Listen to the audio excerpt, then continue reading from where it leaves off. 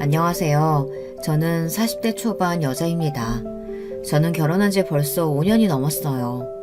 사실 제가 결혼한 지 5년이 넘었다는 사실이 저 스스로도 놀랍기만 합니다. 남편과 한 방에서 한 침대에서 잔 게 몇 번 안 되다 보니 사실 지난 5년 동안 제가 유부녀라는 사실도 깜빡깜빡 하고는 했어요. 결혼 전과 달라진 거라고는 제게 시어머니가 생겼다는 거 말고는 크게 달라진 게 없었거든요. 저랑 같이 사는 남편은 굉장히 자유로운 사람이에요. 결혼 전에는 그런 모습이 좋아 연애도 하고 결혼도 했는데 살다 보니 힘든 순간도 있더군요. 남편은 청담동에 큰 미용실을 운영해요. 미용실이라는 게 주말이고 밤낮 없이 일이 있다 보니 항상 바빠요. 더군다나 남편은 대표다 보니 영업까지 해야 해서 매일 밤 모임에 술 약속이 끊이질 않습니다. 결혼 전에는 그런 모습이 멋있어 보였어요. 제가 남편이 운영하던 미용실 직원이었거든요. 그러다 보니 남편이 하는 일이 얼마나 중요한 일인지 누구보다 제가 잘 알았어요. 남편이 지금에야 청담동에 네루라는 유명 미용실을 운영하고 있지만 몇 년 전에는 저와 남편 둘뿐인 작은 미용실이었어요. 제 실력과 남편의 영업 능력으로 우리는 미용실을 이만큼 키워냈습니다. 물론 시어머니의 도움이 있었어요. 손님이 늘기 시작하고 남편이 고정 고객을 끌어오고 나서 조금 더 넓은 공간으로 이사해야 했거든요. 남편은 결혼하기 직전에 시어머니께 돈을 빌렸어요. 청담동에 미용실을 차리는데 필요한 금액을 거의 다 빌렸습니다. 시어머님은 흔쾌히 빌려주셨어요. 하지만 조건이 하나 있었습니다. 결혼하면 시댁에 들어와 살라는 거였어요. 너희 미용실 차려준 돈, 너희 결혼시킬 때 집 사주려고 준비해놓은 돈이었어. 그런데 가게 차리는데 도와줬으니까 신혼집은 우리 집에 들어와서 살아라. 시어머니는 10년 전쯤 시아버지가 돌아가셔서 혼자가 되셨대요. 그 이후 시어머니가 좀 달라지셨답니다. 그전에는 그러지 않았는데 시아버지가 돌아가시고 나서는 자식에게 집착했대요. 더군다나 큰형이 결혼한 이후부터는 남편에게 결혼하지 말라고 했답니다. 평생 결혼하지 말고 엄마랑 살자고요. 남편이야 외로움을 많이 타는 엄마의 단순한 투정이라고 생각하는 것 같았지만 제가 보기엔 좀 과했어요. 마음 같아서는 월세를 살더라도 시댁에 들어가서 살고 싶지는 않았습니다. 그래서 처음엔 제가 혼자 살던 월세집에서 신혼살림을 시작하겠다고 했습니다. 제가 살던 집도 아직 계약 남았으니까 우선 거기서 시작해서 돈 좀 모이면 이사할게요. 그런데 시어머니는 생각보다 완강하게 나왔어요. 너 말 되게 쉽게 한다? 우리 아들이 왜 월세를 살아? 우리 아들은 그런 좁아터진 집에 살아본 적이 없어. 말도 안 되는 소리 하지 말고 그냥 우리 집에 들어와. 그게 싫으면 너희 친정에다가 돈 좀 달라고 하든지. 결혼 전에 시어머니를 많이 만나보지는 않았지만 만날 때마다 편하지는 않았어요. 시어머니는 남편에 대한 애정이 유별났습니다. 남편 말고도 위에 형이 하나 있는데 몇 년 전에 결혼하고 미국으로 발령이 나서 손주들까지 미국으로 가버렸다고 하더라고요. 그때 이후로 시어머니는 남편에게 더 집착하셨대요. 남편에게 결혼하지 말라고 하신 말도 그렇고 저에게 같이 살자고 하신 것도 그랬지만 뭘 하든지 시어머니께서 남편에게 1순위가 되고 싶어 하는 것 같았죠. 결혼 준비하면서도 시어머니와 남편과 같이 다닐 때 보면 이해되지 않는 행동이 많았어요. 드레스를 보러 가든 가구를 보러 가든 항상 따라오셨는데요. 시어머니는 항상 조수석에 앉아 계셨습니다. 시어머니는 항상 저더러 뒤에 타라고 하셨어요. 본인이 조수석에 앉아 남편을 챙기는 걸 좋아하셨죠. 어디를 가든 과일이나 간식을 싸와서 남편 입에 하나하나 넣어주셨어요. 어린아이처럼 티슈로 입까지 닦아주셨죠. 처음엔 막내 아들이라 더 애지중지 하시나 했는데 보다 보니 좀 과하더군요. 심지어 저를 의식해서 행동하는 것처럼 보일 때도 있었어요. 우리 아들은 내가 평생 먹는 거 입는 거 다 챙겨줘서 혼자 할 줄 아는 게 별로 없어. 세아가 네가 나처럼 옆에서 다 도와줄 때까지 네가 나랑 같이 살면서 배워야 할 게 많다. 하나하나 보고 다 배워. 30대 후반이 넘은 아들더러 자기 손으로 할 줄 아는 게 아무것도 없답니다. 저랑 결혼할 때까지도 시어머니는 남편의 속옷이랑 양말을 직접 다 손으로 빨아주시는 건 물론이고 아침마다 입을 옷이랑 양말까지 다 챙겨주셨대요.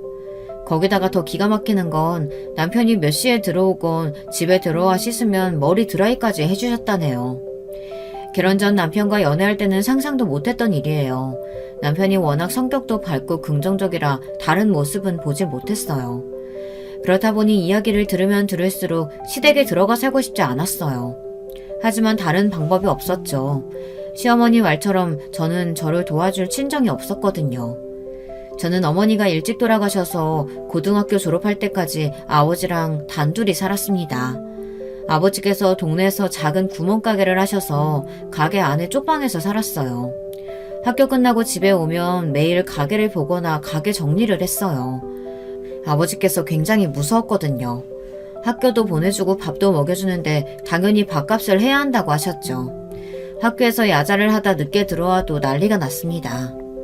학교 끝났으면 일찍 들어와서 아버지 도울 생각을 해야지. 어디서 딴짓하다가 이제 들어와? 놀다 늦은 거 아니고 학교에서 야자하다가 늦은 거예요. 야자 빠지면 선생님한테 혼난다고요. 대학도 안 갈 건데 야자는 무슨 야자. 내가 당장 학교에 전화해서 내일부터 너는 야자 빼달라고 할 테니까 그런 줄 알고 너는 학교 끝나자마자 집으로 와. 대학에 갈 생각도 해본 적 없지만 그렇다고 제 입으로 아버지에게 대학 안 간다고 말한 적도 없었거든요. 그런데 어쩜 하나밖에 없는 딸의 미래를 마음대로 정하시는지 모르겠어요. 바로 다음 날부터 저는 야자를 할 수 없었습니다. 학교가 끝나는 대로 곧장 집에 와서 가게를 봐야 했으니까요. 제가 가게를 보고 있으면 아버지는 어김없이 동네 복덕방에 나가 술을 마시고 노름을 했어요. 어머니가 돌아가시고 나서는 아버지의 유일한 낙이 술과 노름뿐이었죠. 동네 아저씨들하고 내기 노름을 하다 보면 돈을 잃는 날도 있고 따는 날도 있었는데요. 그날 집에 들어오는 거린거리만 봐도 저는 아버지가 돈을 땄는지 잃었는지 알 수 있었어요. 얼굴이 빨개져서 오자마자 발에 치이는 대로 차버리면 그날은 돈을 잃은 거였고요. 새벽까지 술을 마시다 해가 뜰 때나 들어오면 돈을 좀 딴 겁니다. 물론 딴 돈을 술값으로 다 쓰고 들어와서 돈은 하나도 없었지만요. 그래도 성질을 부리는 것보다 술에 취해 늦게 들어오는 게 저는 마음이 편했습니다. 그런 저를 동네 분들이 안쓰러워했어요. 반찬도 해다 주고 용돈도 주고는 하셨죠. 그 중에서도 저를 제일 많이 챙겨준 분이 바로 아버지 구멍가게 옆집에 있는 미용실을 하던 이모였어요. 제게 손재주가 있다며 미용 기술도 가르쳐 주셨죠. 그 이모가 아니었으면 혼자 나와 월세집도 못 구했을 거예요. 고등학교를 가 졸업한 저를 데려다 1년이나 기술을 가르쳐주며 월급도 주셨거든요. 덕분에 저는 아버지 구멍가게에서 분가해 나와서 혼자 살게 됐습니다. 제가 서울에 올라가서 일할 거라고 했을 때도 아버지께서 반대하셨어요. 그때도 이모가 도와줘서 그 지긋지긋한 구멍가게를 나올 수 있었습니다. 다 큰 계집애가 어디 혼자 올라가서 살아? 쓸데없는 짓 하지 말고 아버지 옆에서 얌전히 있다 좋은 남자 생기면 시집이나 가. 시집은 무슨 시집이야. 영순이는 손재주가 좋아서 어디 가나 성공한다니까. 아버지가 돼서 괜히 딸내미 앞길 막지 말고 하고 싶은 대로 하게 내버려 둬요. 다 그 딸내미 언제까지 끼고 있으려고 그래? 제 말은 안 통해도 이모 말은 통했습니다. 아버지는 연신 궁시렁거리면서도 결국엔 허락해 주셨어요. 그렇게 서울에 올라온 저는 여기저기 미용실을 돌아다니며 살았어요. 그러다 남편도 만난 거고요. 사실 서울에 올라와 남편을 만나기 전까지 제가 살아온 이야기를 하자면 제가 결혼을 하는 것도 용해요. 툭하면 아버지께서 노름하다가 여기저기 빚을 지어서 제가 갚아준 게 한두 번이 아니거든요. 타이밍도 기가 막힌 게 돈이 모일만 하면 사고를 쳐서 저는 적금을 들기만 했지 제때 받아본 적이 없습니다. 이런 상황이다 보니 제 형편의 결혼식을 올리는 것도 다행인데 집은 당연히 그림의 떡이었죠. 더군다나 결혼한다고 친정아버지께서 도와줄 상황도 아니었기 때문에 제가 살던 월세 보증금은 결혼 준비하고 나면 남는 것도 없었어요. 그렇다 보니 시댁에 들어가는 거 말고는 뾰족할 수가 없었습니다. 시어머니와 사는 게 아무리 싫어도 꾹 참아야 했죠. 저의 시집살이는 그렇게 시작됐어요. 시어머니께서 살던 집은 다행히 50평 가까이 되는 아파트로 중간 거실을 중심으로 공간이 둘로 나뉘어져 있었어요. 현관만 하나지 공간은 철저하게 나뉘어져 있어서 생각보다 불편한 점이 많지는 않았습니다. 저와 남편이 아침에 나가면 미용실 마감하고 밤에나 들어오니 시어머니와 특별히 마주칠 일이 많지는 않았습니다.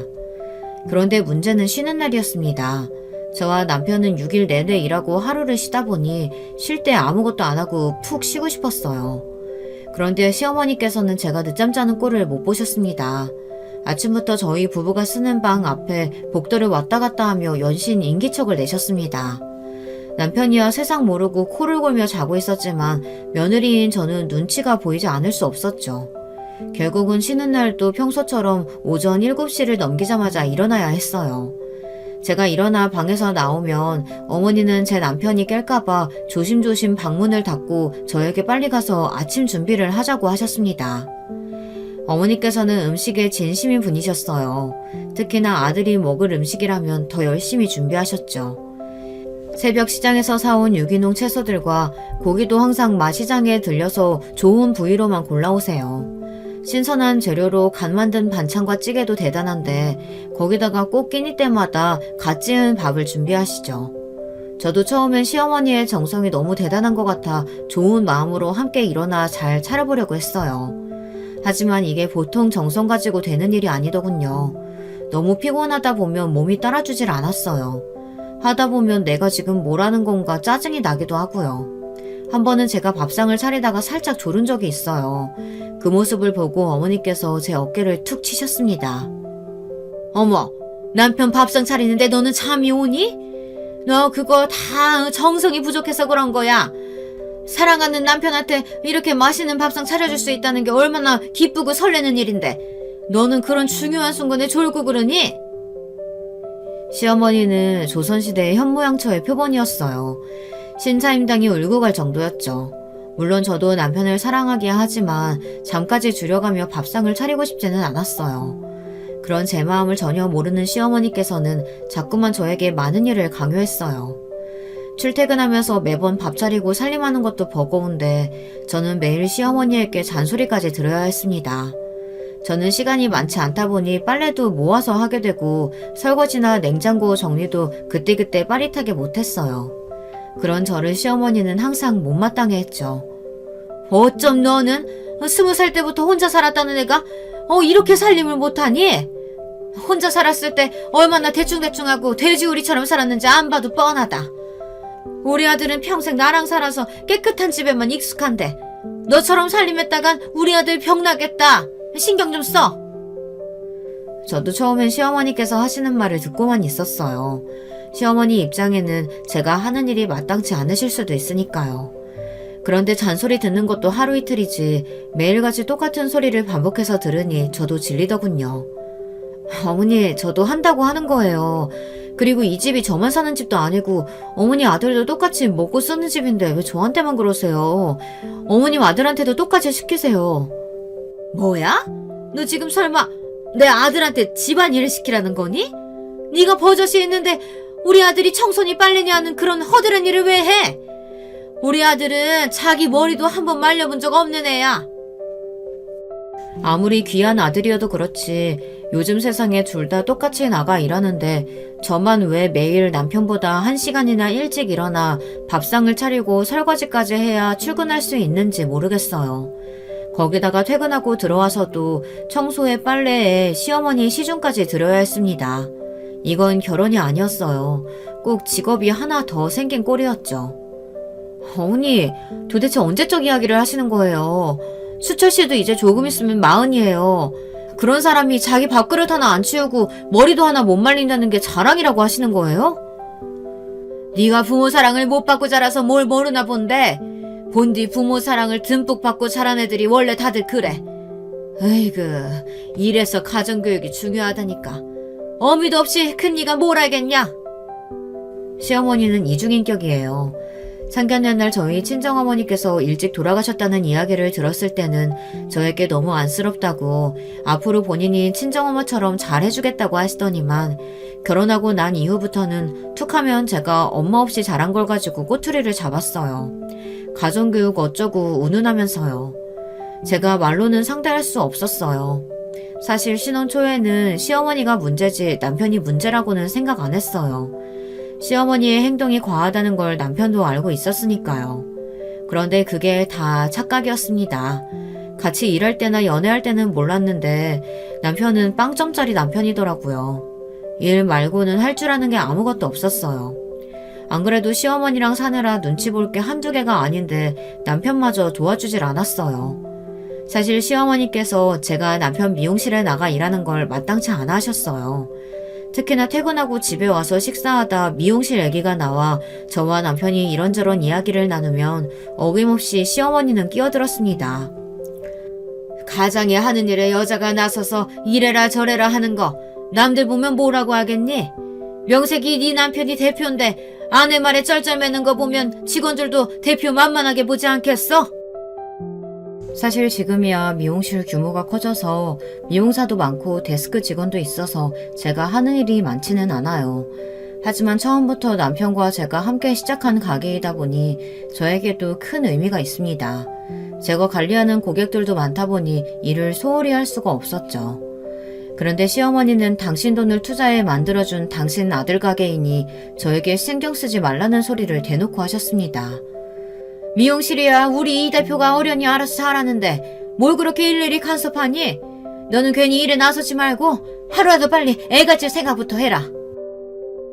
시어머니는 제가 일을 그만두고 집에서 살림하며 아이를 키우기를 바라셨는데요. 하지만 저는 그러고 싶지 않았어요. 일이 좋은 것도 있지만 시어머니와 하루 종일 집에 있는 건 저에게 곤욕이었거든요. 그래도 미용실에 출근하는 날은 시어머니에게 잔소리를 덜 먹으니까요. 시어머니께서는 호심탐탐 저를 일을 못하게 만들 구실만 찾고 계셨습니다. 제가 속이 좀 안 좋다고 하거나 얼굴색만 나빠져도 바로 임신한 것 아니냐고 테스트기를 건네세요. 가끔 그런 시어머니가 이해가 안 돼요. 저를 그렇게 예뻐하시는 것도 아니면서 왜 그렇게 저를 집에 가둬두려고 하시나 싶어서요. 저는 그런 시어머니의 마음을 모른 척 외면하고 매일 가게가 바쁘다는 핑계로 일을 포기하지 않고 있습니다. 물론 제가 좋아하는 일이라고 해서 힘들지 않은 건 아니에요. 10시 마감하고 집에 오면 11시가 다 되는데 그때 와서도 저는 쉬지를 못합니다. 남편은 양말, 바지, 티셔츠 등등을 아무데나 허물 벗듯이 바닥에 던져놓습니다. 여보, 빨래바구니가 버젓이 있는데 왜 이렇게나 아무데나 던져놔? 나도 같이 일하고 들어와서 피곤한데 내가 당신 뒤치다거리까지 해야겠어? 당신이야말로 이까진 일이 뭐라고. 일하고 들어와서 힘든 나한테 굳이 잔소리까지 해야겠어? 당신 일하느라 힘들다고 나한테 화풀이 하는 거야 뭐야? 남편은 제 말을 전혀 이해하지 못했어요. 내가 당신 어떤 면에 반했는지 알아? 옛날에 미용실에서 같이 일할 때 깔끔하게 정돈해놓는 거 보고 꼼꼼하고 깔끔하다 싶어서 반한 거야. 거기다가 그때는 내가 말 안 해도 커피 타주고 밥 차려주고 알아서 다 해주더니만 결혼하고 나서는 왜 자꾸 일일이 잔소리야? 그게 말이 되는 소리야? 그때는 당신이 상사였고 지금 우리는 부부잖아. 부부는 당연히 서로 도우면서 챙겨야지. 내가 다 알아서 해주면 그게 식모랑 뭐가 달라? 그때였습니다. 시어머니께서 노크도 안 하고 방문을 벌컥 열고 들어왔어요. 어머, 뭐가 이렇게 시끄러운가 해서 와봤더니 새아기, 너 늦게까지 고생하고 들어온 남편을 왜 그렇게 들들 볶아? 우리 아들 스트레스 받게. 시어머니께서 밖에서 저와 남편이 하는 이야기를 다 듣고 계셨나 보더라고요. 시댁살이를 해보신 분들은 다들 아시겠지만 같이 살다 보면 정말 듣는 기가 많다 보니 말 한마디 실수했다가는 아주 이상하고 개념 없는 내대는 거 한순간이었죠. 그날이 그랬어요. 일하느라 하루 종일 고생한 남편 박박 바가지 긁는 이상한 애가 되고 있었습니다. 특히나 시어머니가 가장 예민하게 구시는 집안일을 가지고 남편에게 잔소리를 했으니 더 제가 거슬리셨던 거죠. 양말이든 바지든 네가 가져다가 바구니에 넣으면 되잖아. 우리 아들처럼 큰일하는 애한테 빨래니 청소니 이런 거 가지고 왈구왈구 한다는 게 말이 되니? 어머니, 이건 저랑 남편 간의 일이에요. 어머니가 끼어드실 일 아니라고요. 평소에는 시어머니께서 어차피 제 말을 잘 알아듣지 못하시니 대충 넘어갔지만 그날은 저도 너무 피곤하고 짜증나서 좋게 넘어갈 수가 없었습니다. 양말이든 바지든 빨래바구니에 넣어놓고 정리하는 게 절대 제 일은 아니라는 걸 똑똑히 알려주고 싶었습니다. 얼씨구, 한 집에 같이 살면서 내가 내 아들 일에 끼어들지 못하며 도대체 누가 내 아들 일에 신경 쓴다는 거니? 그리고 너 그까지 일 좀 한다고 내 아들 앞에서 유세 떨고 싶은가 본데 절대 그런 생각 꿈도 꾸지 마라. 너 없다고 우리 아들 사업 망하지 않아. 어머님이야말로 미용실 좀 차려주셨다고 제 앞에서 유세하시는 건 아니고요. 저도 모르게 속에 있던 마음이 튀어나왔습니다. 당신 그만 안 해? 어디 우리 어머니한테 꼬박꼬박 말댔고요. 어머니 죄송해요. 제가 이 사람이랑 잘 이야기할 테니까 그만 들어가서 쉬세요. 아이고 아들, 너는 세상에 널린 게 반이 여잔데 조금 더 유심히 찾아보지. 어디서 저런 애를 며느리라고 데리고 왔니? 아휴, 내가 답답해서 제명에 못 산다 못 살아. 시어머니는 답답하다며 본인 가슴을 주먹으로 치며 방을 나갔습니다. 그날 밤 남편과 저는 결혼하고 처음으로 대판 싸웠습니다. 남편은 저에게 별것도 아닌 걸 가지고 일을 키웠다며 소리를 고래고래 지르고 거실에 나가버렸어요. 저는 그러든지 말든지 신경 쓰지 않았어요. 오히려 방문을 쾅 닫고 나가버리는 남편에게 가서 엄마나 꼭 껴안고 자라고 했습니다. 너무 짜증나서요. 한 집에 셋이 함께 사는데 저는 꼭 혼자 사는 것 같았습니다. 오히려 혼자 살 때보다 훨씬 더 외로웠어요. 그래서 더 일을 그만둘 수 없었습니다. 당장 아이라도 생기면 좀 나을 것 같은데 그것 또한 마음처럼 잘 되지 않으니 제가 마음을 둘 곳이 없었어요. 그러던 중 좋은 일이 하나 생겼습니다. 몇 달 전부터 남편이 분점을 하나 더 내고 싶어 했어요. 제 생각도 마찬가지였습니다. 미용실이 워낙 잘 되다 보니 예약제로는 손님을 다 받을 수가 없었어요. 다른 동네에서 일부러 청담까지 오는 손님들도 많았고요. 분점을 내기만 하면 바로 자리를 잡을 수 있을 것 같았습니다. 새로 분점을 내는 건 저나 남편 모두 찬성이었지만 다른 데에서 의견 차이가 좀 있었어요. 남편은 저에게 분점을 맡으라고 했지만 제 생각은 좀 달랐어요. 저도 남편과 함께 미용실을 운영한 지 꽤 되기는 했지만 저는 미용사예요. 손님들을 상대하고 머리를 만지는 사람입니다. 하지만 남편은 다년간의 영업 노하우를 가진 사업가죠. 새로 오픈하는 가게에 남편이 가는 게 맞는다고 생각했습니다. 그런데 남편은 끝까지 우겼어요. 저와 청담점의 오래된 에이스 실장들을 다 데리고 분점으로 가라고 했어요. 청담점에는 지금 스텝으로 있는 직원들을 다 실장으로 승진시키겠다고요. 그래야 직원들 사기도 올라서 분위기가 좋답니다. 저는 이 사람이 웬일인가 싶었어요. 원래 돈 되는 일 아니고서야 직원들 생각하는 사람이 아니거든요. 지금 같이 일하는 실장들도 제가 몇 개월을 졸라야 실장으로 승진시켜주고는 했는데 희한했습니다. 남편도 이제 좀 나이가 들어서 주변 사람들을 챙기나 싶더군요. 청담점이야 이미 자리 잡았지만 성수점은 이제 시작하는 자리인데 고급 인력들이 가서 기반을 싹 다져줘야지. 청담점도 새로운 느낌이 필요하고. 당신 말도 틀린 말은 아닌데 그렇게 되면 청담점 기존의 오래된 단골들이 싫어하지 않겠어? 그러다 단골 다 빠져나가면 어쩌려고 그래. 청담에서 성수 얼마나 걸린다고. 단골들은 다들 당신이랑 실장들 따라서 가게 돼 있어. 당신도 내 영업 능력 믿지? 나 믿어봐. 그리고 당신도 언제까지 남의 머리만 만질 거야. 영업도 해야지. 남편은 거부할 수 없는 제안을 했습니다. 새로 낸 분점 명의를 제 명의로 해주겠다네요. 남편과 살면서 처음 있는 일이었어요. 지금까지 사업은 물론 차를 한 대 사도 항상 자기 명의로만 하던 사람이 웬일인가 싶었죠. 그렇게 해서 남편과 저는 새로 분점을 냈습니다. 그래도 사업은 생각보다 잘 됐어요. 남편 말대로 성수점은 금세 자리를 잡았습니다. 그런데 얼마 뒤 생각지도 못한 문제가 생겼어요. 생각보다 분점이 바빠져서 본점에 제가 신경을 잘 못 썼는데요. 본점 직원들에게 자꾸만 전화가 왔어요. 제가 분점으로 오면서 오래 일한 스텝 중 한 명을 남편이 실장으로 승진시켰는데 그 친구가 영 일을 못하나 봐요. 직원들 원성이 자자했습니다. 실력도 별로고 인성도 부족하다고요. 저는 아무래도 걱정이 돼서 그날 저녁 퇴근하고 남편에게 슬쩍 이야기를 했습니다. 새로 실장 됐다는 유정씨 말이야. 나는 참 몰랐는데 사람이 좀 성격에 문제가 있다더라고. 스케줄 자기 마음대로 뒤집는 건 예산일이고 얼마 전에는 다른 실장 고객까지 뺏었었나 봐. 저도 제가 눈으로 본 일은 아니지만 그래도 직원들에게 들은 말이니 남편에게 전달해야 한다고 생각했어요. 남편도 눈치가 빠삭한 사람이니 모르지 않을 것 같아서요. 아, 오 실장? 아, 여자들은 아무튼 잘 나가면 그렇게 샘을 낸다니까. 오 실장이 나이도 어리고 경력이 많지도 않은데 단골이 많아. 내가 설마 실력도 없는 직원을 승진시켰겠어? 내가 딱 보고 알았다니까. 꼭 당신 예전이랑 비슷해. 기술도 좋고. 남편이 원래 직원들 칭찬하는 사람이 아닌데 유독 좋게 봤나 봐요. 그럴 만한 실력이 있어서 그런 거니 저에게 신경 쓰지 말라고 했습니다. 다른 직원의 손님을 뺏었다는 것도 그 직원이 실력이 좋아서 손님이 담당자를 바꿔달라고 한 거래요. 그리고 출퇴근 스케줄 문제는 그 직원이 최근에 어머니가 좀 편찮으셔서 돌보느라 그런 거랍니다. 내가 언제 직원들 스케줄 바꿔주고 그러는 사람이야? 어린 친구가 혼자 일하랴고 어머니 돌보랴 고생하는 것 같길래 내가 좀 도와줬어.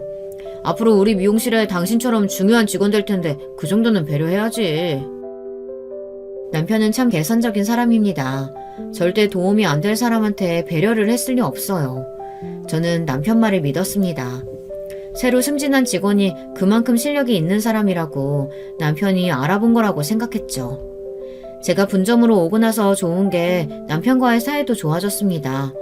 사실 그전에는 하루 종일 붙어 있다 보니 일도 가정에서도 부딪히는 일이 많았어요. 그런데 일터가 분리되니 항상 서로를 걱정하고 챙기게 됐습니다.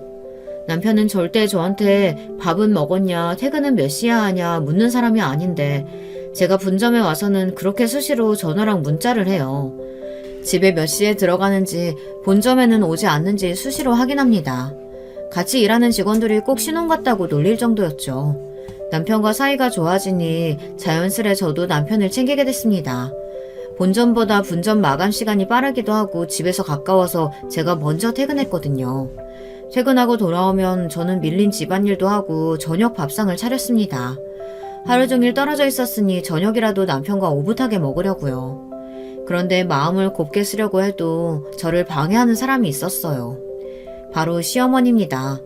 저더러 항상 집안일 밀리지 말라고 남편 밥상 좀 차리라고 잔소리할 때는 언제고 막상 제가 알아서 하니 그게 또 마음에 안 드시나 봅니다. 제가 저녁 밥상을 미리 차려놓고 남편을 기다리면서 화장실에서 손빨래를 하고 있었어요. 그런데 그런 제 모습을 시어머니께서 빤히 바라보고 계시더군요. 이래서 돈이 무서운 거다. 그전에 내가 그렇게 남편 속옷이랑 양말은 꼭 손으로 빨라고 했을 때는 들은 척도 안 하더니만 우리 아들이 분점 내주자마자 태도가 그렇게 달라지는 거냐? 아이고, 너도 이제 보니까 곰이 아니라 여우였구나. 할 일 없으면 그냥 누워서 잠이나 자든지 아니면 텔레비전이나 볼 노릇이지. 시어머니는 괜히 제게 시비를 걸었습니다. 그때야 제가 너무 바빠서 여유가 없어서 그랬죠. 분점은 본점보다 규모도 작고 퇴근 시간도 빨라서 제가 여유가 좀 생겨서 그래요. 여유가 생겼다는 애가 밥상은 저게 뭐니? 내가 알던 반찬만 고스란히 올려놨네. 이왕 차리는 거 뜨끈한 국이라도 좀 끓여. 퇴근하고 들어온 애가 국도 없이 밥이 넘어가겠어? 집에 일찍 들어와서 좋은 것만 있는 건 아니었습니다. 시어머니는 역시나 놓치지 않고 잔소리와 구박을 늘어놓으셨어요. 그의 저번에 건강검진 받을 때 보니까 혈압 올랐다고 국이나 찌개 웬만하면 먹지 말라고 했어요. 어머님도 그일 생각해서 간 적당히 하세요. 어머님 반찬 좀 짜요. 저도 며느리 생활이 몇 년인데 이제 웬만한 건 다 받아쳤습니다. 뭐야? 기껏 매일 내 손으로 직접 해다 먹였더니 내 반찬이 짜? 얼씨구, 너는 그렇게 건강해가지고 시집 온 지가 몇 년인데 아직 손주도 하나 못 낳냐? 아이고, 어디서 저런 거를 데리고 와서는 며느리라고. 아유, 내 팔자야. 아유, 내 팔자야. 결국은 시어머니의 잔소리는 항상 저와 남편 사이에 아이가 없다는 걸로 마무리되고는 했습니다. 이제 하도 들어서 제 귀에 딱지가 생길 지경이었죠. 그러던 어느 날이었어요. 이른 아침이었는데 누군가 초인종을 눌렀습니다. 시어머니께서 나가시는 것 같길래 저는 외출 준비를 하고 있었어요. 그런데 잠시 후 믿기지 않는 일이 벌어졌습니다. 시어머니께서 저를 부르셨습니다. 좀 나와보라고요. 저는 시어머니의 다급한 목소리에 놀라 거실로 나갔습니다. 그런데 웬 젊은 여자가 고개를 푹 숙인 채 거실에 서 있었어요. 그런데 언뜻 여자를 다시 보니 아는 얼굴이었습니다. 어머, 청담점의 유정씨 아니에요? 맞다. 실장으로 승진했다고 했으니까 이제 오 실장이네요. 오 실장님이 우리 집에 무슨 일이세요? 그랬습니다. 남편이 있는 청담점 직원이었어요. 저도 오다 가다 몇 번 보기도 했고 최근에 소문이 좀 있어서 기억해요. 같이 일하는 다른 직원들이 오 실장을 별로 안 좋아하더라고요. 남자 손님들에게 꼬리쳐서 다른 실장의 손님을 뺏어가기도 하고 외제차를 타거나 직업이 좋은 남자 손님에게 따로 연락하기도 한다고요. 거기다가 저희 남편에게 잘 보여서 승진도 다른 직원보다 빨리 했다고 말이 좀 있었습니다. 워낙 말이 많은 동네이다 보니 저와 그러려니 했는데 갑자기 연락도 없이 집까지 찾아오니 무슨 일인가 했습니다. 그런데 뭔가 분위기가 이상하더군요. 아는 체는 제가 했는데 오 실장은 저희 어머니에게 용건이 있어 보였어요. 안녕하세요, 어머님. 사모님 말씀처럼 저 청담점 직원 오유정이에요. 대표님 어머님께 드릴 말씀이 있어서 찾아왔어요. 저는 순간 알 수 없는 묘한 느낌이 들었습니다.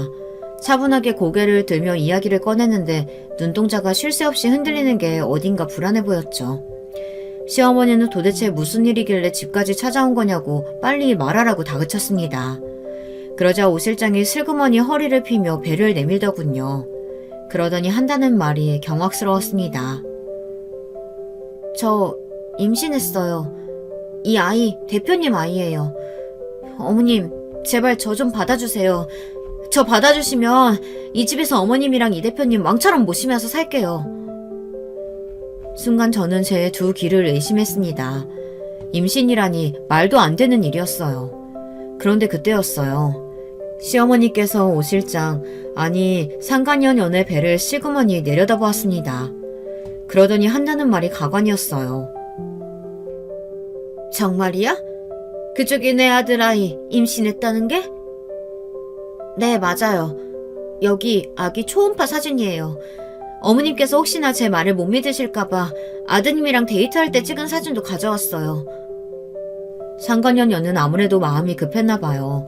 자기 손으로 불륜 증거 사진을 다 들고 와서는 시어머니에게 보여주더군요. 오 실장, 너 제정신이야? 바람 피운 게 뭐가 그렇게 당당해서 그런 몸을 하고 여기까지 찾아와? 그것도 혼자서. 너 임신한 거 그 인간한테도 말했니? 임신 사실 알자마자 이쪽부터 온 거예요. 저도 더는 못 기다리겠어서요. 오빠, 사모님 불쌍해서 도저히 이혼 못하겠대요. 그래서 제가 대신 말해주려고 왔어요. 사모님, 제발 이혼 좀 해주세요. 우리 정말 사랑해요. 저는 오빠랑만 살 수 있으면 뭐든지 할 수 있어요. 애까지 생겼는데 사모님이 물러나는 게 맞잖아요? 저 어린 년 입에서 오빠 오빠 소리가 나오는데 어이가 없어서 말문이 다 막히더군요. 더 기가 막힌 건 제 남편을 진심으로 사랑한답니다. 정말이지 웃음이 절로 나오더군요. 최근에 남편이 좀 이상하기는 했습니다. 옛날에도 워낙 밖으로 돌고 저에게 자상하지는 않았지만 바람 피운다는 느낌은 없었거든요. 그런데 최근 몇 개월 사이에 남편이 저녁만 되면 핸드폰을 붙들고 살았어요. 전화만 오면 흠칫 놀라 나가서 받고는 했고요. 아무래도 이상해서 누구냐고 물으면 남편은 항상 제가 모르는 친구라고 둘러댔어요. 요즘 들어 돈 빌려달라는 친구놈들이 많다고 투덜거리면서요. 저는 남편의 말을 감쪽같이 믿었습니다. 그럴 수밖에 없는 게 최근에 남편이 저에게 유독 잘했어요. 저에게는 물론이고 얼마 전 친정 아버지께서 알코올 의존증이 심해서 요양원을 알아봤는데 그때 남편이 병원을 알아봐준 건 물론이고 병원비를 다 내줬어요. 그랬으니 저로서는 남편을 의심할 이유가 없었죠.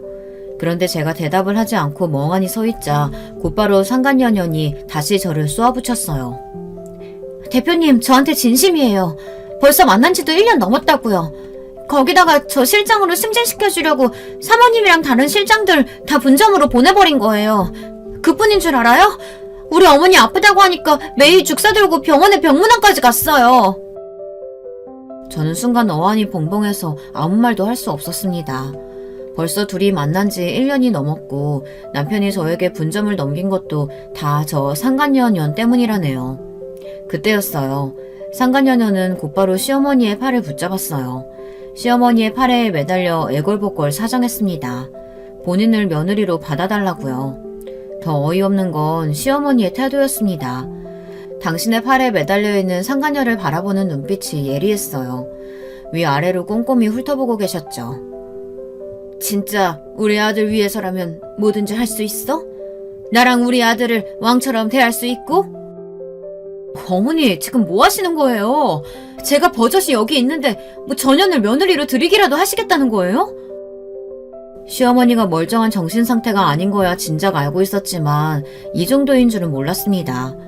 저를 버리고 상간녀년을 며느리로 들일 생각인 것 같았어요. 이왕 이렇게 된 거 나한테는 차라리 잘 됐잖아. 어차피 너 내 마음에도 안 들고 애도 못 낳는데 이 집에 더 있을 이유가 어딨어? 젊고 이쁜 애가 내 아들 새끼를 가졌다는데 지금이라도 너 이혼시키고 후다닥 재혼시키는 게 나한텐 이득이지. 순간 시어머니 입에서 이득이라는 말이 나오는데 온몸에 소름이 쫙 돋더군요. 더 떨어질 정도 없다고 생각했는데 아주 오만정이 뚝 떨어졌어요. 저는 시어머니와 더 말을 섞을 것도 없이 곧바로 남편에게 전화했습니다. 그리고 지금 당장 집으로 오라고 했어요. 집에 당신 여친 와 있으니까 지금 당장 집으로 튀어와. 안 그럼 지금 바로 내 변호사 부를 거니까. 으이그 저거 남편한테 말하는 꼬라지 좀 봐라. 마누라가 저러는데 어떤 남자가 좋다고 하겠어? 나 같아도 바람 피우지. 시어머니가 하는 말에 저는 순간 꼭지가 돌아버렸습니다. 아들이 바람을 피워서 상간녀한테 애까지 임신시켰다는 소리를 듣고도 어떻게 저렇게 뻔뻔할 수 있을지 모르겠어요. 아무리 양심이 없어도 그렇지 제가 이 집 며느리로 살아온 세월이라는 게 있는데 저렇게 모질게 구는 꼴을 보니 저도 참을 필요가 없겠더군요. 이 인간 오면 자기 입으로 말하게 하려고 했는데 안 되겠네요. 내가 그냥 이야기해야지. 좋아요. 그러니까 어머님은 지금부터 제가 아니라 저기 있는 전현을 며느리로 생각하시겠다는 거죠? 그럼 지금 이 순간부터 저는 어머님 며느리 아닙니다. 뭐래? 애도 못 낳는 주제에 어디서 건방지 소리 하고 있어? 제가 그렇게 내가 애를 가질 수 없어서 애를 안 낳는 게 아니라고 몇 번이나 말했는데도 시어머니는 자기 마음대로 제가 애를 못 가는 것처럼 구박했어요. 저는 막무가내 행동이 지긋지긋했습니다. 그래서 제가 저 개념 없는 아줌마의 정신을 번쩍 깨워주기로 했습니다. 아줌마, 정신 차리세요. 전혀 뱃속에 있는 애 아줌마 손자 아니에요. 왜냐면 아줌마 아들 무정자증이거든요. 씨 없는 수박이라고요. 순간 집안에 정적이 흘렀습니다. 그리고 잠시 생각에 잠겨있던 시어머니께서 말도 안 된다며 제게 달려들었어요. 제게 거짓말하지 말라고 멱살을 잡았습니다. 애를 못 낳는 건 넌데 왜 자기 아들에게 말도 안 되는 소리를 하냐고요. 저는 기가 막혀서 힘없이 제 멱살을 잡은 시어머니를 미쳤습니다. 그러고는 똑똑히 한 번 더 말해줬어요. 야 상간녀, 네가 말해. 네 뱃속의 새끼 이 집 핏줄 아니잖아. 네가 뭘 모르나 본데 이 집 대단하신 아드님께서 무정자증이야. 내가 병원에서 직접 들었다니까? 그때였어요. 얼마나 마음이 급했는지 남편이 우당탕탕 신발을 벗어던지고 집에 들어왔습니다. 그러고는 거실에 버젓이 서 있는 상간녀를 보고 놀라서 황급히 제 앞에 무릎을 꿇었어요. 그러더니 한다는 소리가 가관이었습니다. 여보, 나 아니야. 당신도 오 실장 알잖아. 나 당신 두고 절대 바람 피우고 그럴 사람 아니야. 남편은 뒤늦게 나타나 뒷북을 시원하게 쳤습니다. 절대 바람이 아니라고 우기면 끝날 일이라고 멍청하게 생각했나 봐요. 그 순간 시어머니께서 무릎을 꿇고 앉은 남편에게 달려갔습니다. 아들, 너 똑똑히 말해봐. 너 정말 무정자증이야? 전혀 말이 사실이냐고! 어머니가 그걸 어떻게... 여보, 설마 당신이 말했어? 그거 우리 평생 비밀로 하기로 했잖아! 그랬습니다. 저와 남편이 결혼한 지 한참 됐는데도 아이가 생기지 않으니 시어머니께서는 걱정이 이만저만이 아니었어요. 제가 나이가 많아서 애가 생기질 않는 것 같다며 그렇게 구박을 하셨거든요. 그래서 작년에 남편과 난임센터에 다니며 이런저런 검사를 했습니다. 그런데 병원에서 말도 안 되는 소리를 듣게 됐어요. 저는 아무런 문제가 없는데 남편에게 문제가 있답니다. 남편이 선천적 무정자증이라네요. 남편은 진단을 받고도 인정하지 않아 몇 번이나 다시 검사를 받았어요. 하지만 검사 결과는 같았습니다. 만약 임신을 원한다면 시험관 수술을 해야 하는데 그 가능성도 희박해서 저와 남편은 아이를 포기하기로 한 거예요. 사실 당시에 저도 남편의 무정자증 진단을 듣고 너무 힘들었어요. 남편이 알고도 저를 속인 게 아니라 뒤늦게 결혼 이후 알게 된 사실이니 저도 남편을 원망할 수가 없었거든요. 저도 무조건 아이를 낳겠다고 계획한 것은 아니었지만 그래도 남편과의 사이에서 아예 아이를 가질 수 없다고 생각하자 마음이 무거웠습니다. 더군다나 시어머니께서 아이를 원하셨으니까요. 남편은 무정자증이라고 진단을 받고 난 뒤 자신감이 현저히 떨어졌어요. 저를 대하는 것도 전과는 달라졌고요. 그래서 남편이 무정자증이라는 사실은 저만 알고 있기로 했습니다. 아들이라면 끔찍하신 시어머니께서 알게 되시면 아마 저보다 더 힘들어하실 거라는 걸 알았으니까요. 그래서 시어머니께는 그냥 아이를 안 낳기로 했다고 말씀드렸던 건데 시어머니는 그때부터 제가 아이를 못 가져서 못 낳는 걸로 몰아가더군요.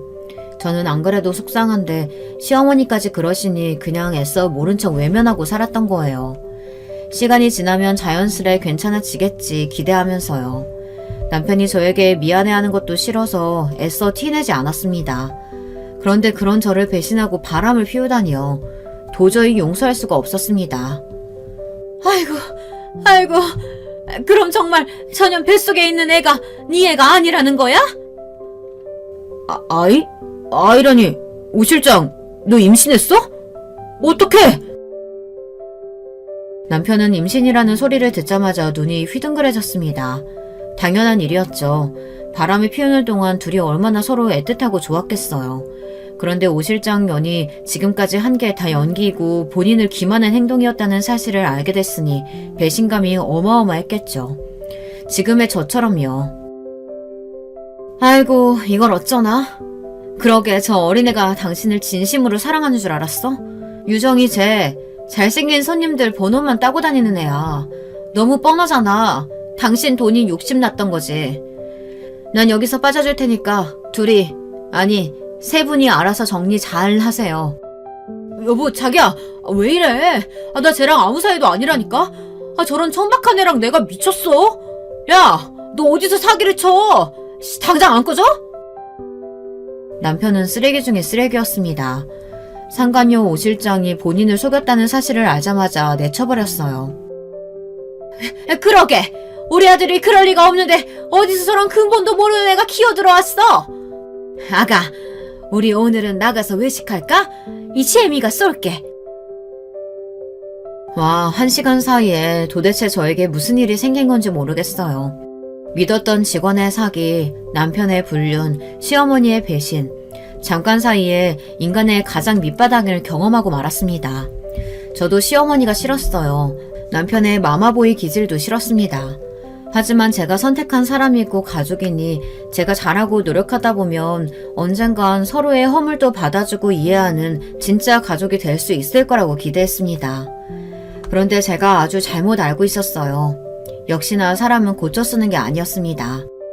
저는 그제야 정신이 번쩍 드는 것 같았어요. 여기서 벗어나야겠다. 이 인간들과 다신 상종하지 말아야지. 그런 생각만 들었습니다. 저는 그대로 방에 들어가 짐부터 쌌습니다. 짐을 들고 거실로 다시 나왔을 때 상간녀년이 울며불며 남편에게 매달려 있더군요. 남편은 마치 더러운 오물을 뒤집어 쓰기라도 한 것처럼 상간녀를 매몰차게 밀었어요. 시어머니는 마치 쓰레기를 치우듯 그런 상간녀를 끌고 밖으로 나갔습니다. 상간녀는 자기한테 어떻게 이럴 수 있냐고 버텼지만 소용없었습니다. 그 모습을 보는데 이제는 웃음도 나오질 않더군요. 저는 뒤도 안 돌아보고 거실을 가로질렀습니다. 조만간 이혼 서류 보낼게. 다음엔 법정에서 봐. 여보, 왜 이래? 나 당신이랑 못 헤어져. 남편은 끝까지 구질구질했습니다. 집을 나가려는 제 앞을 가로막으며 못 나가게 했어요. 저는 인상이 저절로 구겨졌습니다. 이 정도로 부끄러운 줄도 모르는 인간이랑 지금까지 산 건가 사무치게 후회가 됐어요. 저는 너무 화가 나서 남편의 얼굴에 가래침을 모아 콱 뱉어버렸어요.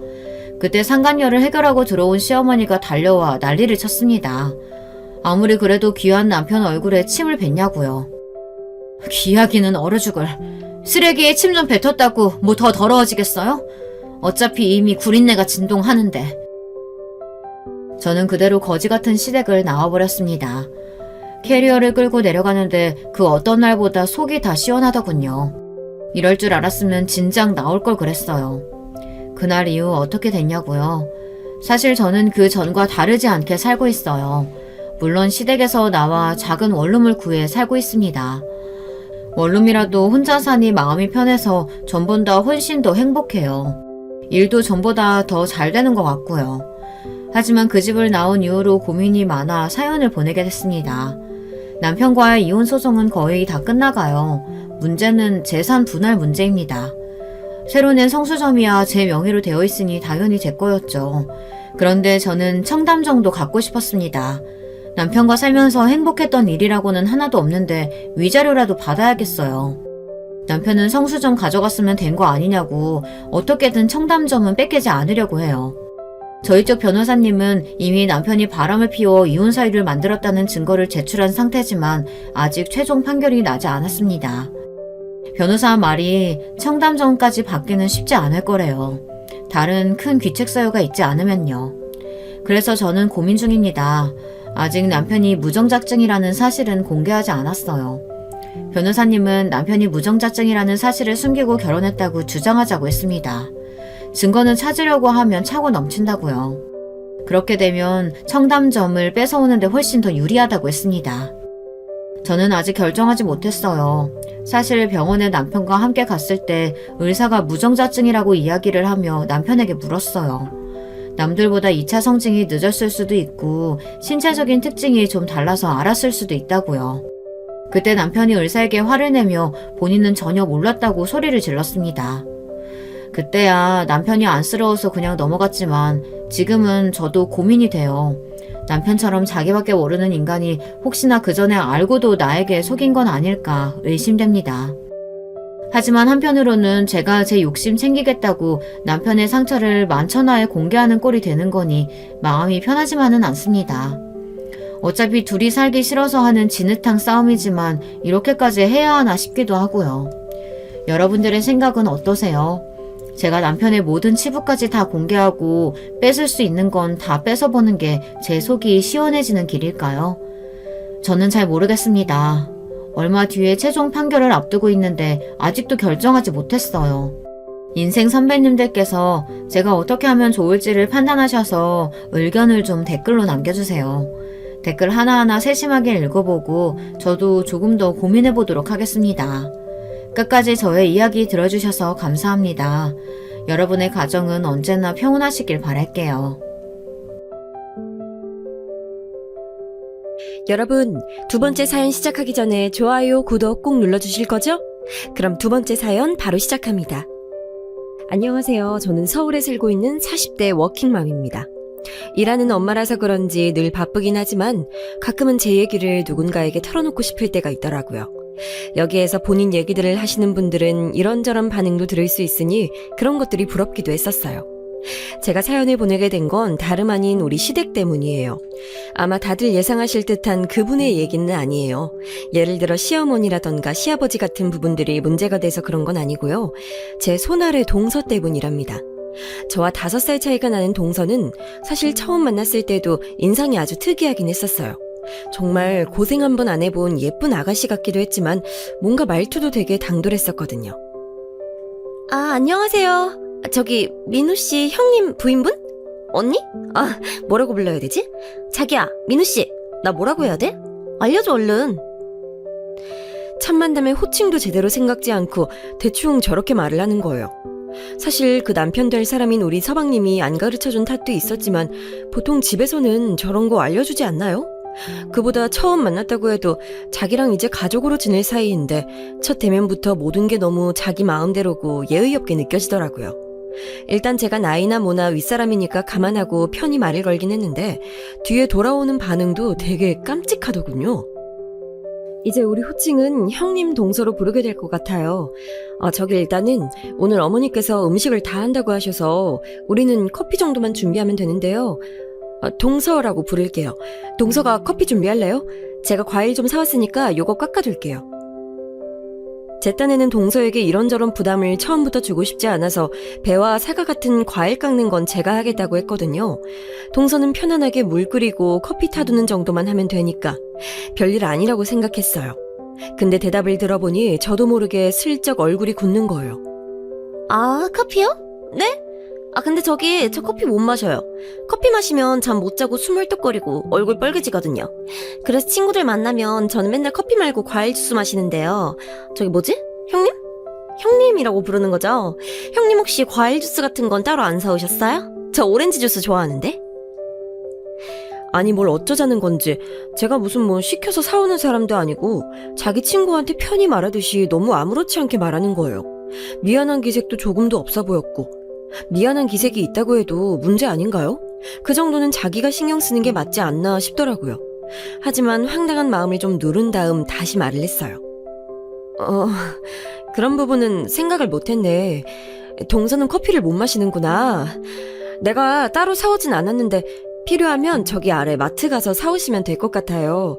일단은 어른들은 대부분 커피로 통일할 것 같고요. 지금은 아니고 이따가 밥 먹고 난 다음에 준비하면 될 거예요.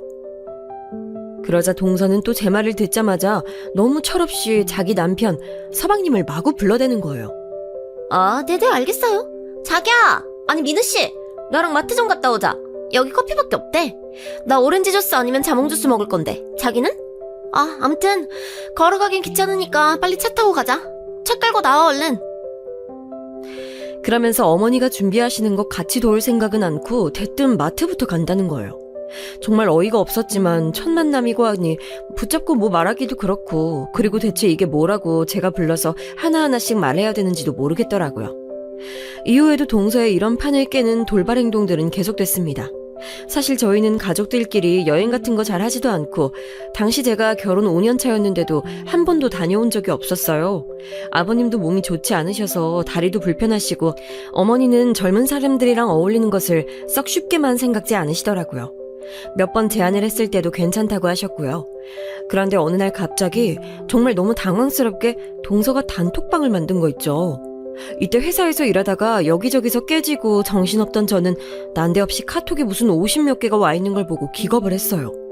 놀래서 들여다보니 웬 단톡방 안에 제가 들어가 있고 사진들이 쭉쭉 올라와 있더라고요. 자세히 보니 동서가 여행을 가자면서 시댁 가족들이 모인 방을 만든 거예요. 그러면서 거기 있는 사진 속 장소들 중 고르셔라 어째라 얘기를 하고 있더군요. 전 너무 당황해서 곧장 동서에게 전화를 걸었어요. 저기 동서 바쁘지? 다름이 아니고 지금 만들어둔 단톡방 말이야. 이게 뭐야? 우리는 이런 단톡방 만들어서 뭐 해본 적이 없는데 나 회사에서 일하다가 조금 놀랬어. 뭐 때문에 이거 만든 건지 설명해 줄 수 있을까? 전 웬만해서 시댁 고부 갈등이나 형님 동서 갈등이니 그런 구도는 만들고 싶지 않기에 최대한 정중하게 그리고 약간은 거리가 있는 상태로 물어봤어요. 그런데 동서는 정말 세상 너무 맞고 발랄하게 자기만의 생각으로 말을 하는 거예요. 속 터져 죽겠더라고요, 진짜. 제가 초반부터 느꼈던 그 묘한 불안감, 어디로 튈지 모르는 그 활발함은 역시 정상적인 게 아니었어요. 형님, 단톡방이요?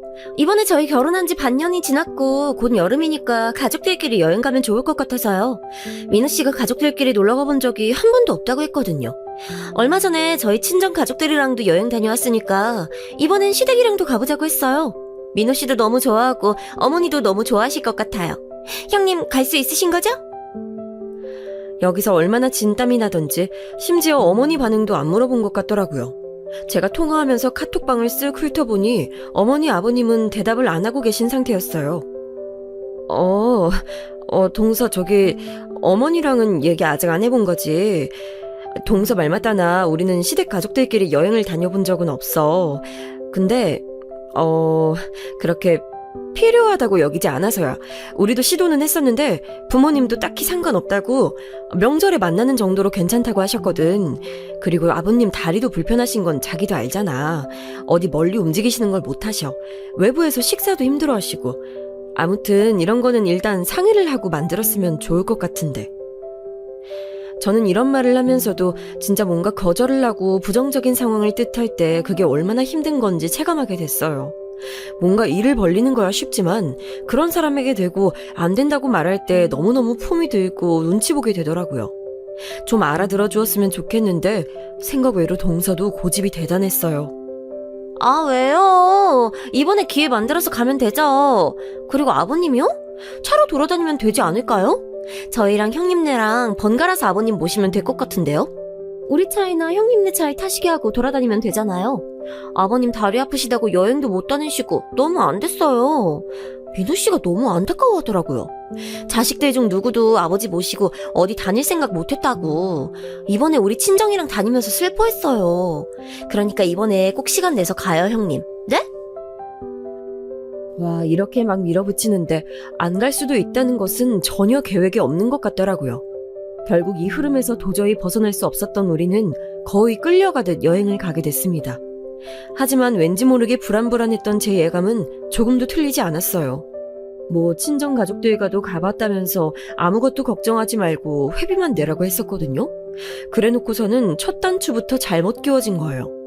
일단 출발하는 당일부터 동서와 서방님은 아주 크게 한바탕 싸웠는지 시댁 앞에서 차 갖고 모였을 때도 표정이 장난 아닌 거예요.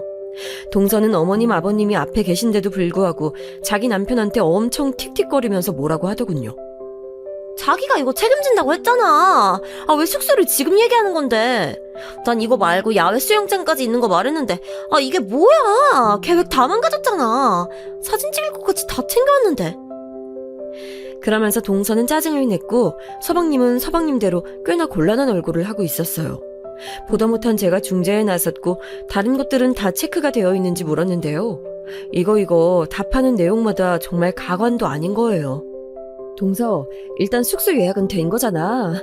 그럼 됐어. 갈 때는 우리가 아버님 모시도록 할게. 차에 자리가 한 좌석밖에 없긴 하지만 돌아올 때는 동서네 모시면 되겠어. 그리고 가서 다닐 때에도 그때그때 다르게 어머님이나 아버님 각각 모시면 될 것 같고 이제 슬슬 출발해야 되지 않을까? 그러자 동서는 그제야 울 것 같은 얼굴로 저에게 이건 아니라고 말을 하는 거예요. 와, 진짜 하늘이 노래지더라고요. 어? 우리가요? 저희 차에 짐 많아요. 엄청 많은데? 사진 찍으려고 카메라도 비싼 거 들고 왔고 튜브랑 이것저것 다 실어야 돼요. 형님네 차에 어머님 아버님 다 타면 안 돼요? 아, 수정이 때문에 안 되나? 애기니까 가운데에 두고 양쪽에 어른들이 타면 되잖아요. 아, 이때 정말 얼마나 어질어질하던지 그대로 한켠에 주저앉을 뻔했어요. 저희는 사람이 셋인데 짐이 없겠냐고요. 그리고 애를 뒤에 태우느라 베이비시트 때문에 한 좌석밖에 남지 않거든요. 동서는 그런 것 따위 전혀 안중에도 없어 보였어요. 저기 동서, 수정이 베이비시트에서 자리가 한 개밖에 안 남아.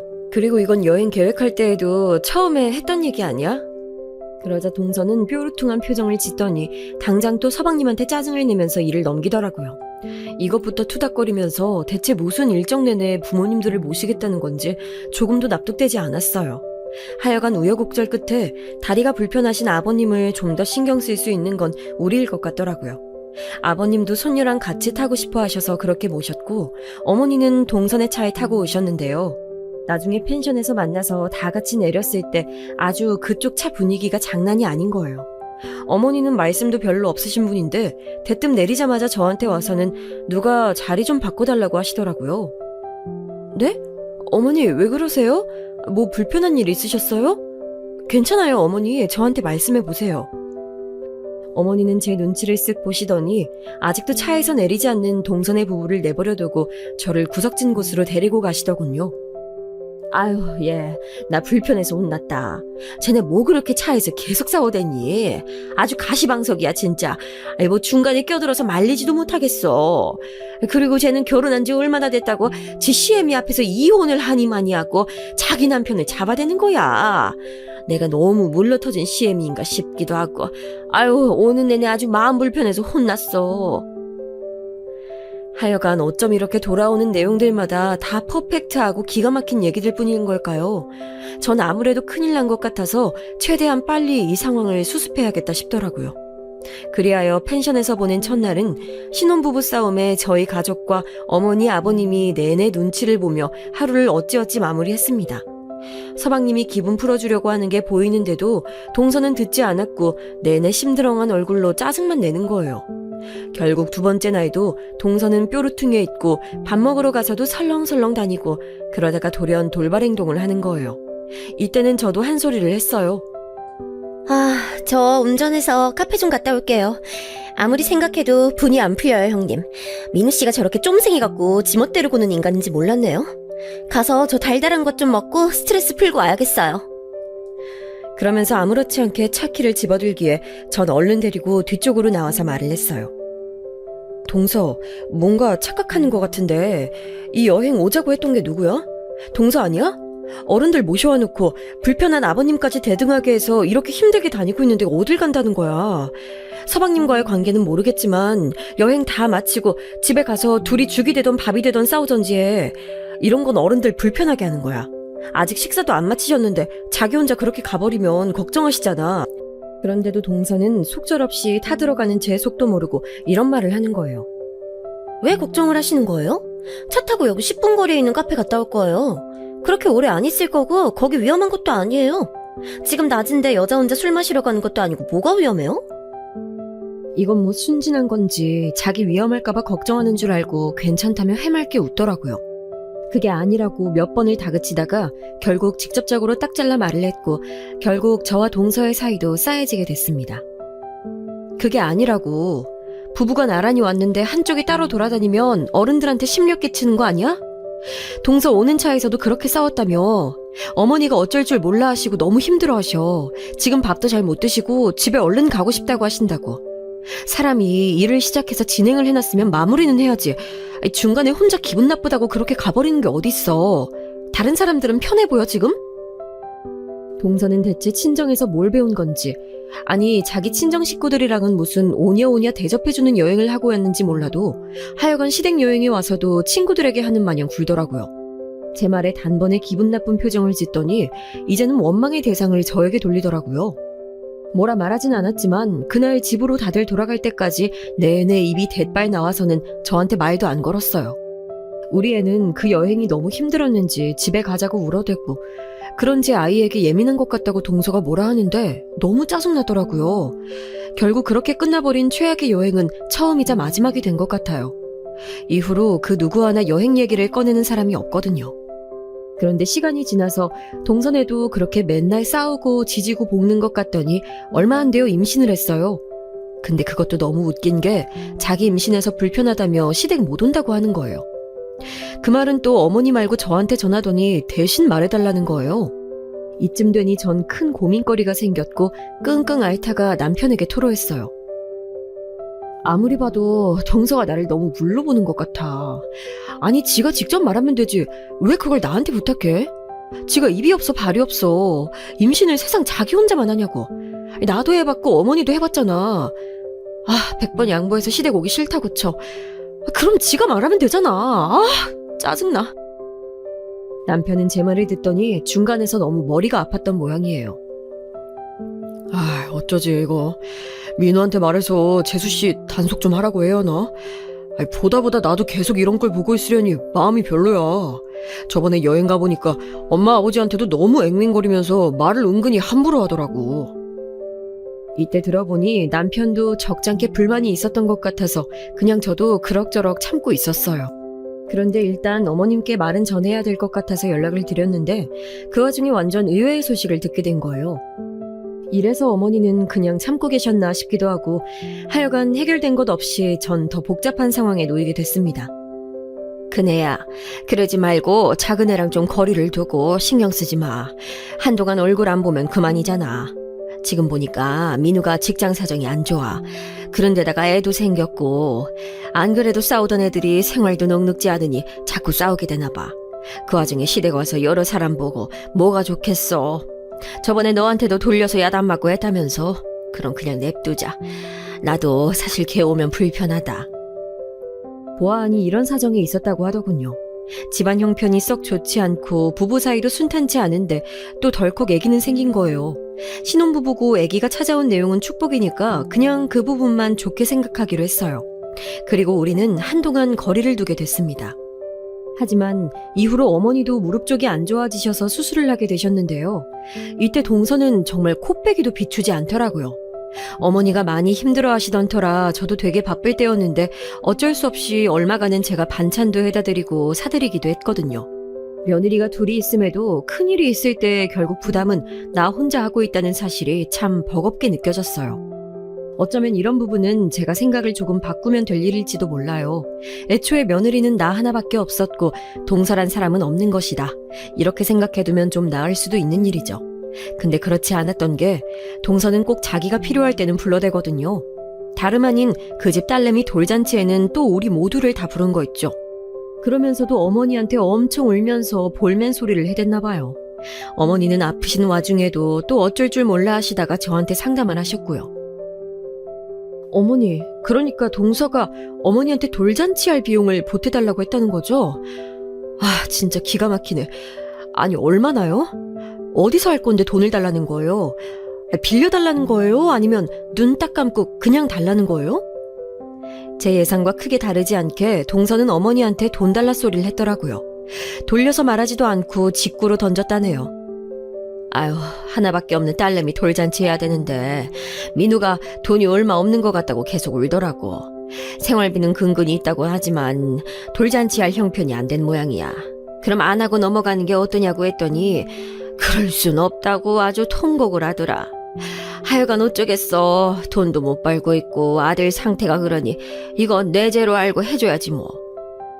결국 어머니는 고민하다가 몇백 보내주신 것 같더라고요. 전 이 부분에 대해서 크게 불만을 갖진 않았어요. 우리 애 돌잔치 할 때도 어머니는 적지 않게 보태주시기도 했었거든요. 그런데 저렇게 드러내놓고 달라고 말을 한 게 좀 그렇더라고요. 아무튼 돌잔치에 제 딴에는 금반지를 해가지고 세 가족이 같이 갔는데 그날 보니까 동서 얼굴이 좀 많이 상해 있긴 했었어요.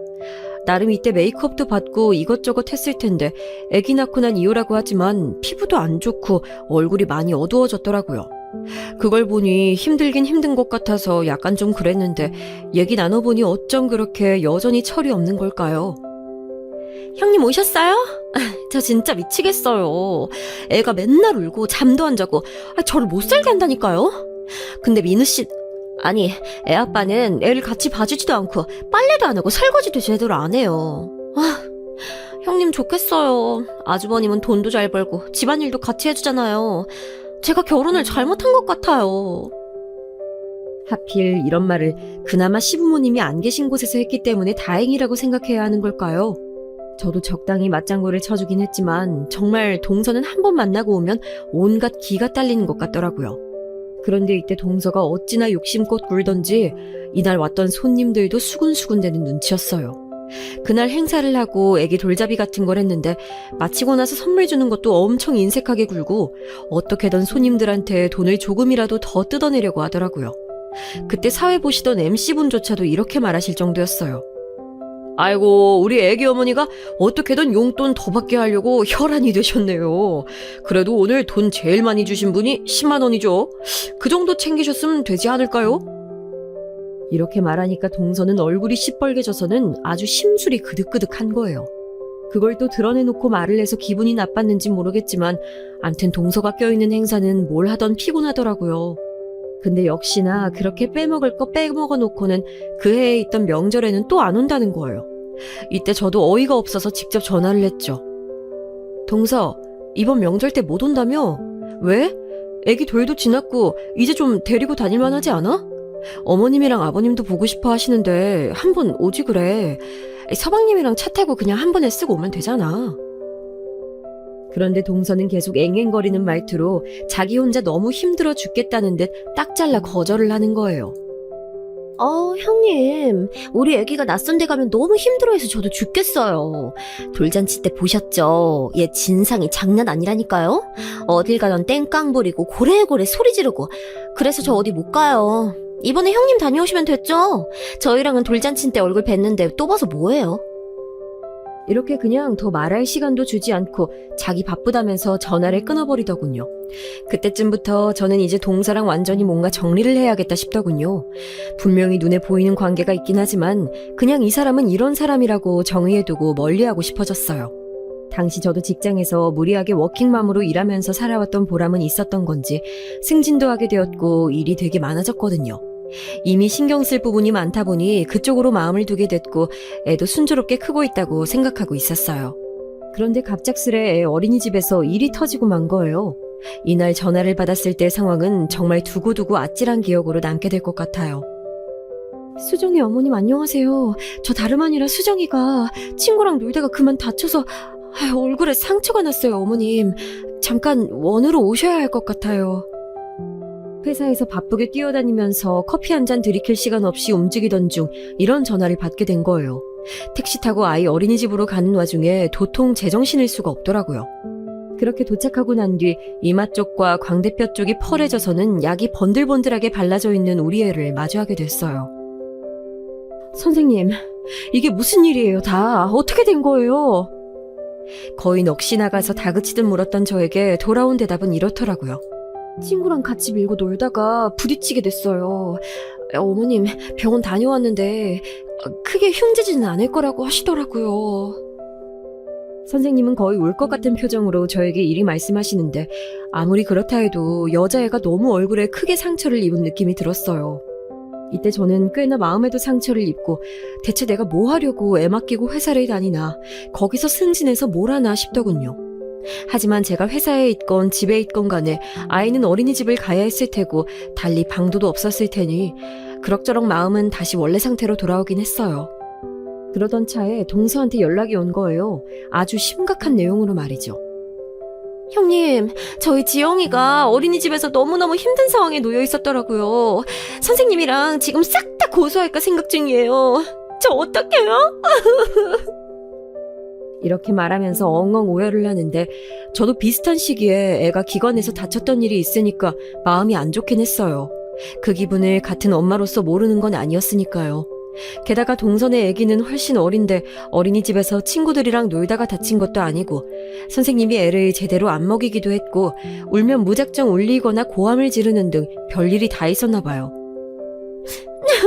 CCTV 보여달라고 해도 보여주지 않으려고 하고 진짜 미칠 것 같아요, 형님. 가슴이 찢어져요.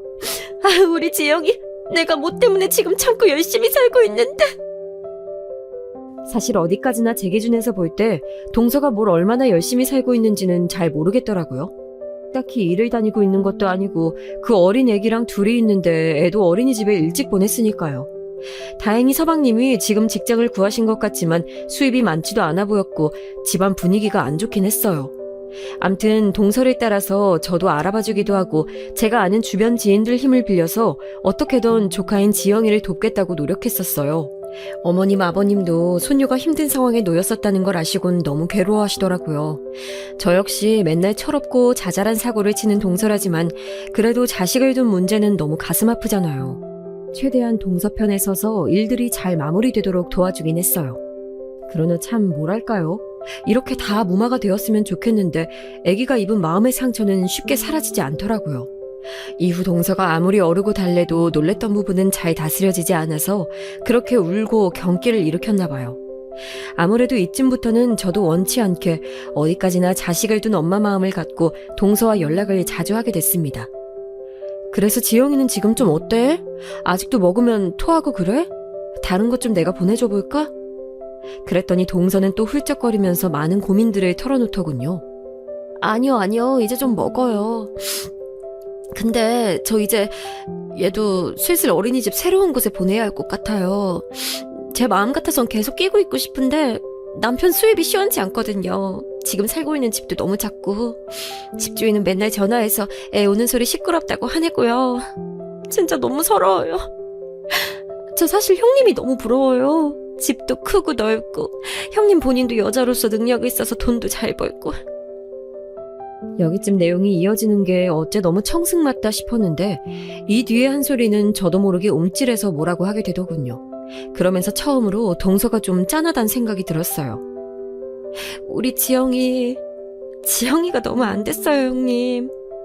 나 같은 엄마 말고 형님 같은 엄마 만났으면, 부자 엄마 아빠 만났으면 더 잘 살았을 텐데, 그런 일도 안 당했을 텐데. 어머, 동서, 무슨 말이야. 그런 말이 어딨어. 동서 좋은 엄마야. 그런 말 하지 마. 그만하면 애기 잘 키웠잖아. 혼자서 어디도 안 맡기고 씩씩하게 애기 잘 키웠잖아. 그건 사고야. 그냥 사고로서 일어난 일인데 왜 그렇게 자책을 해? 살다 보면 별일 다 있다. 더 큰 일도 많아. 앞으로 살려면 독하게 마음먹고 준비를 해야지. 그런 약한 소리 하는 거 아니야. 하다 오죽했으면 저런 말까지 할까 싶고 동서 말 맞다나 저렇게 힘들어하는 엄마 아래에서 불안정한 상태로 있는 조카 지영이도 안쓰럽게 느껴졌어요. 아무튼 그렇게 조금씩 저랑 연락도 잦아지고 동서도 어느 정도는 마음을 둘 때가 있다고 느꼈는지 명절 때 아기를 데리고 왔더라고요. 서방님이랑 같이 오긴 했지만 서방님도 그새 마음고생 많이 하고 힘들었는지 어째 갈수록 더 지쳐 보이고 말라가는 것 같았어요. 저도 모처럼 다들 모인 거라서 좋은 게 좋은 거라 나름 전도 꽤 붙이고 음식들을 갖고 갔답니다. 어머니 역시 본인에게 너무 짠한 둘째네 부부라서 그런지 동서와 서방님이 오니 안쓰러워하실 뿐이었어요. 동서는 뭔가 다 의욕 없어 보이는 얼굴이긴 했지만 그래도 이전과 달리 와서 이것저것 부엌 일을 같이 돕긴 하더군요. 그렇게들 다 같이 명절 아침을 맛있게 먹고 가볍게 쉬면서 가족들별로 간단하게 고스톱을 하게 됐어요. 사실 우리 시댁 분위기가 대체로 다 내성적이고 조용한 편인데 유독 동서 한 사람이 되게 외향적이고 활발한 편이었거든요. 돈도 얼마 걸어두지 않고서 슬슬 하려던 판이었는데 동서가 갑작스레 너무 의욕이 넘쳐서는 엄청 소리를 질러가면서 하는 거예요. 그걸 보고 있자니 저도 내심 그전에 동서의 이런 부분들을 싫어했던 게 떠오르는 거 있죠. 그러면 안 되는데 이제 좀 마음을 터놓고 지내보려고 했는데 또 진상같이 여겨지는 부분들이 있는 거예요. 조금 참아보려고 했는데 진짜 고스톱 하는 내내 또 완전 혈안이 되어가지고 어떻게든 돈 몇 푼 자기가 챙겨보려고 악을 쓰더라고요. 그거 보고 있다가 머리가 아파서 저는 잠깐 나와 있었는데요. 다시 들어갔는데 갑작스레 뭔가가 다 파토난 느낌인 거예요. 에? 이게 뭐예요? 끝났어요? 언제? 제가 이렇게 되물으니 동서는 얼굴이 벌겋게 상기되어서는 돈을 챙기고 있고 어머니와 아버님, 우리 남편은 뭔가 머쓱한 표정을 짓고 주변을 정리하고 있더라고요. 동서는 그냥 끝났다, 다 끝났다 소리만 번갈아가며 하더니 이제 자기네 집으로 넘어가야겠단 말만 반복하는 거예요. 이제 우리 집도 슬슬 가야지 자기야. 엄마 아빠한테 지영이 보여드리러 가야 돼. 얼른 자기도 갈 준비해. 그러면서 대뜸 자리를 뜨려고 하는 분위기였고 실제로도 그렇게 후다닥 일어나서 애 챙겨서 나가버렸어요. 뭐가 진짜 재빠르게 눈앞에서 지나간 마냥 상황이 정리되어 버리길래 저는 어머니와 남편에게 뭐가 어떻게 된 거냐고 물었죠. 그랬더니 남편이 기가 막히다는 듯 코웃음을 치면서 말하는 거예요. 와, 웃기지도 않아서 뭐 그딴 걸 기술이랍시고 그러고 있냐 재수씨는. 진짜 몇 년을 봐도 적응이 안 되네 정말. 그러자 어머니는 저희 남편을 보며 그만하라고 하시고 전 더 궁금해져서 물었어요. 그랬더니 남편은 말 못할 게 뭐가 있냐는 듯 어이없어 하면서 말하더라고요. 어머니, 아니 솔직히 이건 재수씨가 잘못한 거 맞잖아요. 안 그래요? 자기 들어봐. 자기 아까 머리 아프다고 잠깐 나갔잖아. 아니 재수씨가 뭔 말 같지도 않은 타짜 기술을 부리려고 했는지 그냥 그렇게 스리슬쩍 지 몫을 챙겨버렸어. 내가 어이없어서 뭐라 하려고 하는데 어머니는 막 눈치 주고 말이야. 자기 아마 그때 있었으면 재수씨 멱살 잡았을걸. 대체 뭐 어떤 수를 썼길래 이런 말이 나오는지 이해가 안 갔지만 아무튼 뭔가 또 얍삽한 짓을 했다는 인식은 지울 수가 없더라고요. 전 못 봤어도 남편이 저렇게 화낼 정도면 어지간히 머리를 굴렸다는 건데 어머니는 또 시끄럽게 하지 말고 그냥 덮자고 하시는 거예요. 그만들 해라. 재미로 한 거잖아. 재미로. 아이 쟤네도 뭐 사는 재미가 있겠어. 우리가 그냥 좀 봐주자. 아까 민우 녀석 와서 빼짝 말라가지고 밥 우걱우걱 먹는 거 보니까 아주 속이 터질 것 같아. 게다가 지영이는 애기가 왜 그렇게 힘도 없고 혈색도 안 좋고 작은 애도 얼굴이 다 상했더만. 그 돈 몇 푼 되는 것도 아닌데 그냥 갖고 가게 냅둬. 그거 없어서 못 사는 거 아니잖아. 어머니는 웬만하면 다 덮고 그냥 넘어가자고 하시는데 남편 말 맞다나 저도 제가 상황을 직접 당했으면 어지간히 화냈을 것 같더라고요. 하지만 전 이미 충분히 화가 났던 게 제 딴에는 동서를 챙겨오기도 했고 신경을 써줬는데 그렇게 돈 걸린 앞에 저렇게 혈안이 되어서 누구 볼 것도 없이 으르렁거렸다는 거예요. 본인이 얼마나 힘든진 알지만 이러면 안 되는 거잖아요. 그 얼마 안 되는 돈 들고 줄행랑치듯 나가버렸다고 하니까 더 꼴보기 싫었고요. 애도 어린데 대체 왜 그러는 건지 진짜 이젠 정말로 인연을 끊어야 할 땐가 싶었어요. 이날은 아버님도 되게 황당해 하셨다고 들었거든요. 딱히 아버님이 말씀하신 건 아니고 어머니 통해서 들었어요. 니네 아버님이 뭐 평소에 며느리들이랑 말 섞는 것도 아니고 이번에도 손녀들 보니까 그냥 좋았던 것 같아. 근데 작은 애가 그렇게 어떻게든 돈 챙겨가려고 눈 볼게진 걸 보니 기가 막혔나 보더라. 나한테 묻는 거야 글쎄. 민우 많이 어렵냐고. 아니 자기 딴에도 속상하고 어이가 없으니까 저런 말하는 거 아니냐고. 아버님이 평소에 애지간해서 자기 의견을 내시지 않는 분인데 저렇게 말씀을 하셨다니 당황스럽더라고요. 아무튼 그렇게 듣고 있다 보니 저도 도통 좋은 감정이 들지 않아서 동서랑 연락을 끊고 있었는데요. 몇 주쯤 지났을까요? 본인이 먼저 전화를 걸어오는데 저는 몇 번 피했어요.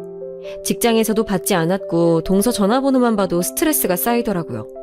이제 정말 지겹다 싶어서 피해 다니던 중 집에 와서 애 챙기고 있는데 하도 전화가 오길래 어쩔 수 없이 받았어요. 동서 무슨 일이야?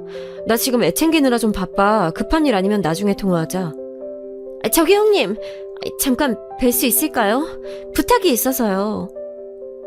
일단 저는 그 순간 무조건 들어보지도 않고 안 된다고 거절했어요. 바쁘다고 말이에요. 이제 더는 동서랑 엮이고 싶지 않았거든요. 그런데 동서도 꽤 끈질기더라고요. 잠깐 제가 형님 댁 들릴게요. 한 5분만 시간 내주실 수 없을까요? 전 자기 마음대로 이렇게 남의 집에 찾아오는 게 너무 싫어서 어디 나갈 거라고 하고 거절을 했어요. 그런데 그 다음 날에도 똑같이 문자가 온 거예요. 잠깐만 만나달라. 이후로는 더 연락드리지 않겠다나요. 이렇게까지 말이 나오니 대체 뭔가 싶어서 저도 좀 걸리긴 하더군요. 그리하여 결국 집 근처 카페에서 동서와 만나게 됐는데 이날 가기 전까지 얼마나 머릿속에 많은 생각을 하고 많은 거절의 답을 준비하며 갔는지 몰라요. 뭘 얘기하건 뭘 부탁해오건 또 뭘 신세를 지려고 하건 간에 저는 무조건 눈 딱 감고 안 된다고 하려고 했거든요. 그런데 이날 동서가 저에게 꺼낸 얘기는 역시나 아무튼 제 예상 밖에 있는 얘기였더라고요. 형님, 오늘 이렇게 찾아온 건 이유가 있어요. 드릴 말씀이 있어서요. 그건 나도 알아. 근데 나도 뒤에 일정이 있어서 말이야. 우리 빨리 용건 얘기하고 각자 볼일 보자. 이렇게 냉정하게 말을 툭 잘라내고 빨리 얘기가 진행되길 원했는데요. 이후로 나온 얘기는 들으면 들을수록 약간 숨이 답답하게 만드는 내용이더라고요. 동서에게 가진 반감이 더 심해졌다기보다 역으로 이게 물로 씻어내는 듯 쭉 가라앉는 느낌이었어요. 제가 이번에 좀 죄송해서요.